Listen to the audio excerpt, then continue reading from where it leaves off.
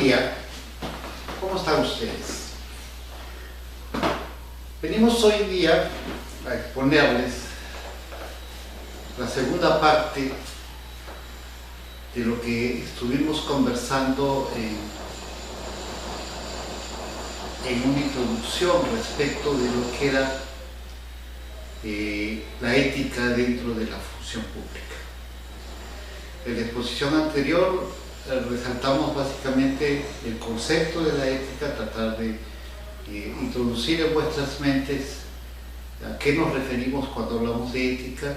Y presentamos una serie de ejemplos prácticos de cómo se manifiesta la ética dentro de las personas en general, en las comunidades, y fuimos bajando hasta dirigirla a nuestro verdadero campo de interés, que es la ética dentro de la función pública.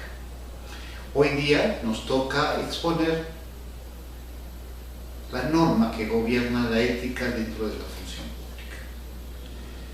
Y la ley que gobierna la ética en la función pública es la ley 27815. Y su reglamento es el Decreto Supremo 0033-5 PCM. Y quisiera hacer unos comentarios preliminares sobre estas dos normas legales que pueden servir de pequeña reflexión para que ustedes, audiencia que está introduciéndose en este tema, tomen conciencia de lo que a veces tenemos de defectos o de pequeños errores dentro de nuestras normas legales. La primera cosa que queremos destacar es que la ley del Código de Ética de la Función Pública fue dictada en el 2002, concretamente durante el gobierno del presidente Alejandro Toledo, julio del 2002, la ley 27815. Dentro de esta ley se establecía en los últimos artículos que se encargaba la redacción del reglamento a la presidencia del Consejo de Ministros y se le daba un plazo máximo de 90 días a partir de su vigencia.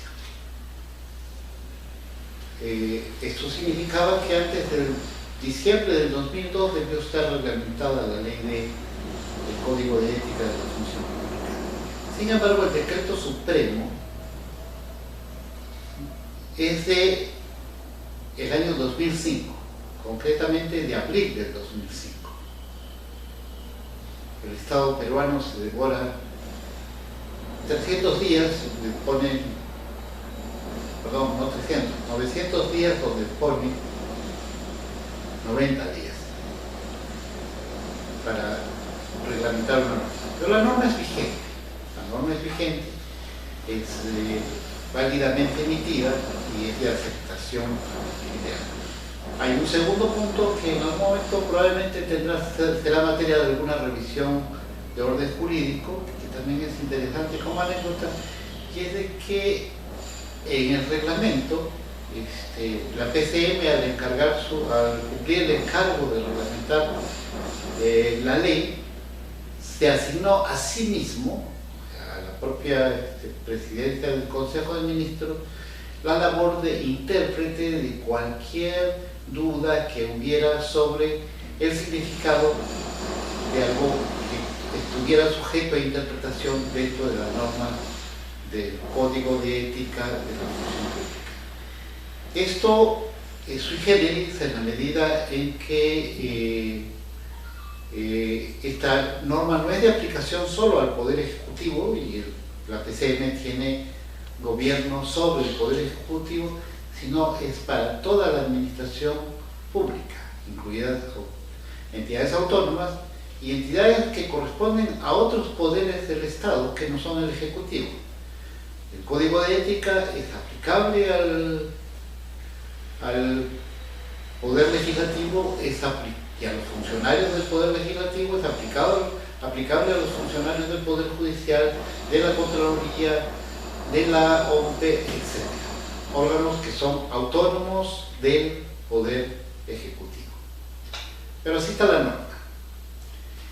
Y esto es una hecho con el cual también tendremos que convivir hasta que algún, como decíamos, un jurista se dedique a revisarlo. La tercera curiosidad está relacionada al primer punto que queremos tratar con ustedes, y es qué cosa se define como servidor público dentro de la norma. Porque esta es una norma que aplica a los servidores públicos. Y también hay curiosidades, ¿no? Porque la norma fija que se considera como servidor público, estoy leyendo, a todo funcionario, servidor o empleado de las entidades de la administración pública. Voy a repetir, a todo funcionario, servidor o empleado, servidor público y servidor. Es como una redundancia, como una tautología, o sea, estamos usando exactamente el mismo concepto. Razón por la cual creo que debiéramos tener muy claro que solo nos estamos refiriendo a funcionarios y empleados. Y funcionarios como aquellos que tienen deberes laborales, igual que los empleados, pero que además tienen algunos niveles de representación. Y en los funcionarios públicos vamos a encontrar una característica adicional también importante de tener en cuenta, y es que el funcionario puede ser un funcionario electo por voto popular, un funcionario designado mediante un acto de gobierno, como son los ministros, como es el Contralor General de la República, o un funcionario sometido a un concurso público, como podría ser el director de alguna función pública, o como podría ser el jefe de recursos humanos o el jefe de asesoría legal, que tiene la característica de funcionario, pero son su origen laboral dentro de la actividad pública puede ser por un concurso de méritos. Entonces, a esas personas, en cualquier entidad de la administración pública, es a quienes se le aplica este código de ética de la función pública. Por si acaso, la ley se llama Ley del Código de Ética de la Función Pública. Y ahí lo siguiente que nos queremos referir es al capítulo 2 de la norma, que es la parte central y fundamental. El capítulo 2 tiene artículo 6, artículo 7 y artículo 8 como puntos claves. El artículo 6 define los principios de la administración pública. El artículo 7 explica o detalla los deberes de la función pública, y el artículo 8 describe las prohibiciones de la administración pública. Y estos son los capítulos que ustedes deberán recordar, memorizar, o tratar de memorizar por lo menos, y en mi concepto tratar de conceptualizar mentalmente, para que sin tener que conocer a detalle cada uno de estos títulos, nombres, conceptos, adjetivos que podamos encontrar, podamos tener conciencia de cómo debe ser nuestro desempeño. Decíamos en nuestra primera charla que en ese terreno nuestros ancestros, los incas, fueron más sabios, porque ellos solo se conformaron con tener 3 simples normas para manejarse: Amasúa, Maquella o Ayuya. Y en el caso de nuestra tradición judeo-cristiana, somos herederos, Moisés también tuvo una manera práctica, porque resumió en 10 mandamientos las normas para la convivencia humana, toda la convivencia humana. Y fundamentalmente eran normas de ética, normas que, como estas que vamos a comentar, se refieren al comportamiento en comunidad de las personas.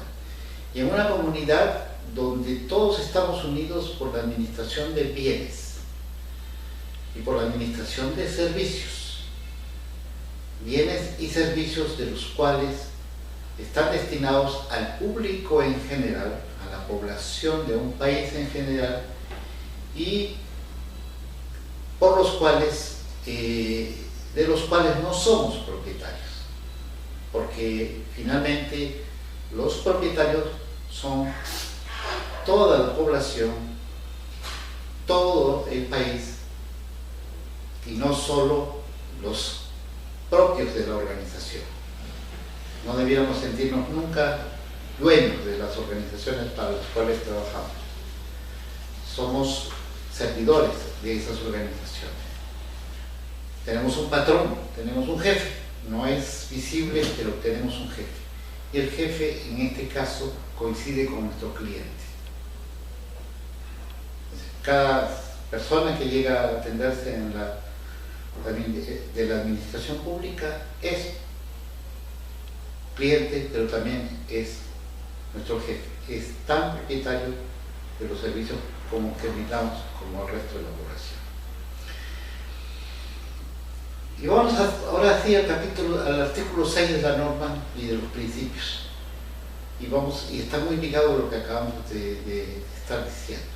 ¿Cuál es el primer principio que se describe en el Código de Ética? El principio del respeto. El respeto. Concepto complejo. Concepto que involucra la valoración que una persona debe tener, en el caso del Código de Ética de la Función Pública, a dos cosas fundamentales: a la Constitución Política del Perú, a las leyes. A la Constitución Política y a las leyes.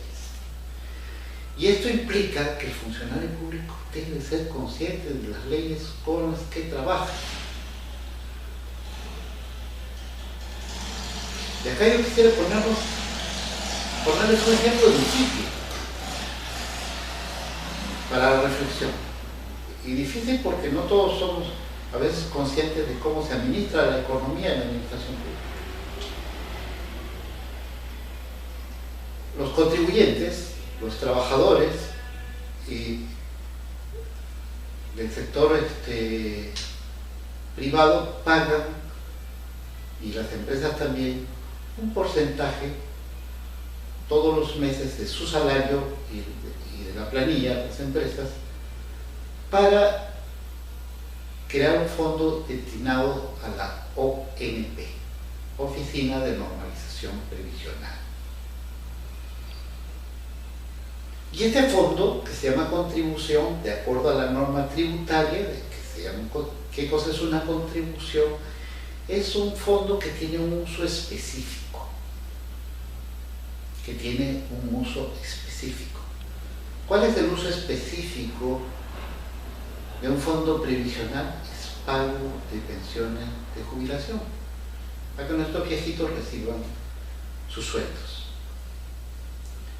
Pero además se pagan los gastos administrativos, los salarios de la gente que trabaja en la ONP, todo el sistema administrativo de la ONP. Pero yo quisiera que piensen en una cosa sui generis que sucede en nuestro país. La ONP ejecuta durante el año todo su presupuesto y resulta que no llegó a gastar todo lo que tenía presupuestado. Para efectos de la contabilidad estatal, eso que queda se registra en una cuenta que se llama saldos de balance. Y esos saldos de balance en muchas oportunidades han sido tomados por el Ministerio de Economía y Finanzas para incorporarlos al Tesoro. La pregunta ¿es eso correcto? En nuestra opinión es incorrecto, es ilegal. ¿Por qué? Porque los funcionarios del Ministerio de Economía y Finanzas están ignorando la norma tributaria, la ley de origen de esos fondos. Y la ley de origen es que a los que nos pidieron que contribuyéramos, que pagábamos un aporte, era para usar esos fondos para pagar pensiones, no para construir vivienda, no para construir hospitales. eran para pagar pensiones. Y para que se pague la administración de ese servicio, de esas pensiones. Puede ser muy valiosas, muy dignas los otros propósitos, pero resulta que la norma no permitía el uso de eso. Esto es una de las cosas que nos sucede cotidianamente respecto a la norma legal, respecto a la Constitución. Cuando ustedes trabajan en la administración pública, o cuando ustedes están trabajando en la administración pública, preocúpense de conocer las normas legales que gobiernan su sector. La segunda cosa que pide los principios de la administración pública es la probidad. Hombre probo, se dice, mujer proba. ¿Qué cosa es la probidad? La probidad es la persona recta, de conducta disciplinada, de conducta previsible, que es fácil adivinar que va a actuar siempre del mismo modo. Pero este mismo modo está caracterizado por la honradez y la honestidad. Vale decir, el respeto irrestricto de que los bienes que son ajenos, que son de la administración pública, que son del Estado o que son de terceros y que por ninguna razón puedo usarlos para el beneficio propio. A eso se refiere la probidad. Eficiencia. Y eficiencia se refiere al desempeño del trabajo. Se refiere a que cuando nos sentamos a trabajar debiéramos concentrarnos, contraernos a nuestra labor. Para eso nos pagan, para que trabajemos 8 horas. Yo no voy a pedir 8 horas. Me gustaría que en el Perú nos pusiéramos una meta de 6 horas diarias de trabajo. Idoneidad. Tema complicado. Idoneidad. ¿Qué significa la idoneidad? Significa que uno encaje en el cargo. Que la función que yo cumplo, yo esté preparado adecuadamente para esa función. Y ahí hay que cuidarse, porque la idoneidad no significa solo el título académico profesional que se puso dentro de unos TDRs.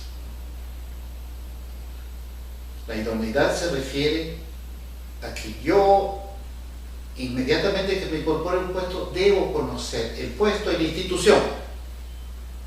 No solo el puesto, la institución. Y las normas que lo gobiernan, para yo hacerme idóneo del puesto. Para yo hacerme idóneo. Soy jefe de recursos humanos en una entidad, el SENACI.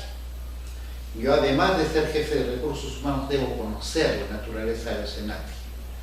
Debo conocer la relación laboral de los profesores, debo conocer la relación de los directores, debo conocer los regímenes legales que gobiernan al SENACI y a las normas y a las instituciones de capacitación técnica, además de toda la normativa legal del Estado, que gobierna el Estado, y el sector privado, porque el SENACI se maneja como otras instituciones por el 728.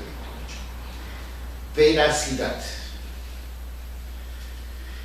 Veracidad se refiere a un tema complicado porque se refiere a decir la verdad. A eso se refiere la veracidad. Pero la veracidad se refiere a que en las relaciones funcionales que tenemos en la administración pública podamos dar información auténtica, verificable, no subjetiva, verificable. Y en la medida de lo posible, no interpretada, porque no todos los ámbitos son competencia para interpretar normas. Solo hay determinados ámbitos de la administración pública donde las normas son interpretables. Y esos ámbitos pueden provocar conflictos. Pero en general, la función pública es veracidad, información objetiva. En el tránsito tanto interno de la administración pública como hacia los clientes, hacia los que reciben el servicio. lealtad y obediencia. La lealtad y la obediencia está involucrada en un concepto probablemente más amplio, que es la fidelidad. El sentirse parte de una organización, que el sentimiento y el pensamiento se conjuguen para que uno es parte de una entidad, que conoce y defiende los intereses de esa entidad. Y obediencia significa que dentro de la administración pública hay líneas de mando, y hay que seguir las líneas de mando. Justicia y equidad, y acá vienen los temas de decisión. Es cuando nuestra competencia nos obliga a tomar decisión, porque hay ámbitos en los que todos tenemos que tomar alguna decisión, debemos usar el criterio de justicia y equidad. Justicia se refiere a haber valorado todos los conceptos posibles, y la equidad es que